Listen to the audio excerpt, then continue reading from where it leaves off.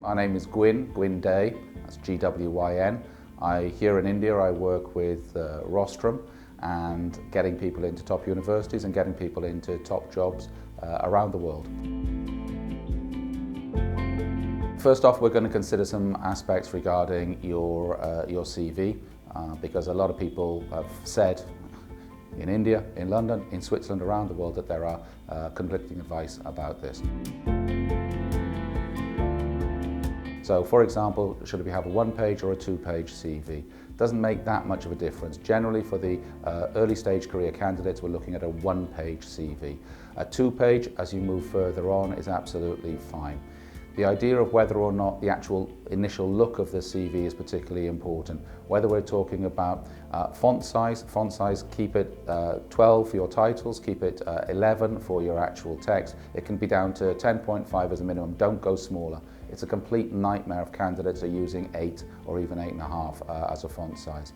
With regards to the actual layout, the important point is that everybody includes their CV and their name at the top, but underneath that people will put their mobile, they'll put their email. Please make sure that you always include your LinkedIn address. These days it's absolutely critical, and your LinkedIn account needs to be well up to date with all the latest information about you. When we're actually looking at the CV shape, there are the more typical American style ones, which will include a subjective blurb at the top. I'm a highly motivated, deeply ethical person looking for whatever. In my view, that's a mistake. What we're looking at, a CV is supposed to be objective, so you take that out. Similarly, there's no need to have a photo on your CV unless specifically requested by the individual firms. What we're looking to do is to pitch and to sell you what your skills are and what you have done over the past in the most effective way. For example, when we're talking about your work experience, as we move back in reverse chronological order, what happens is that for your most recent work experience, you'll be having 3 bullet points that will explain what it is that you've done. As you move further back, that becomes 2 bullet points. As you move even further back, that becomes 1 bullet point. Grammatically, people always give me a really hard time about the use of gerunds. What I mean by gerund is a verb plus ing. Developing, leading, initiating, implementing. Psychologically, these are highly dynamic words which work really well at the beginning of the sentence, as opposed to having something static like I went, I did, I had. You need to make it attractive. Include as much data, make it data rich when you're talking about your work experience.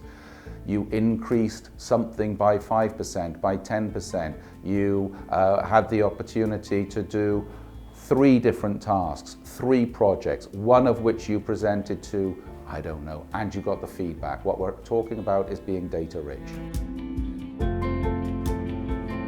What most students and what most early stage careers candidates don't do is have any academic study that they have initiated themselves.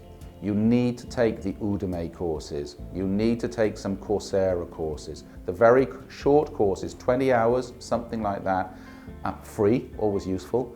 And you take those courses and you say that you chose to do that course which is related to the business area that you want to go in. So, for example, you're interested in working in finance, investment banking, probably you're going to want to do a short course on M&A valuations. You want to get your head around discounted cash flows or something like that. If you're interested in working in IT, and then you're going to do another short course maybe on UX, UI, all the changes that are taking place within the particular tech sector. But the point is, include these courses under your education and show that you're somebody who's taken the initiative. As we move down your CV, once you've done your education, once you've done your work experience, and then we move on to some of the areas that are your hobbies, your interests, your significant achievements, etc. Make sure that you are keeping the points relevant. Put the most relevant experiences that you've had at the top of that particular sector. If you want to include certain points in bold, that's absolutely fine as well. But be concise. One of the main things I see with Indian candidates, or that I see with other nationalities as well, but particularly with Indian candidates, is you want to throw everything into this. In fact, much better is to choose the points that are most relevant, most specific to the particular path that you want to go down.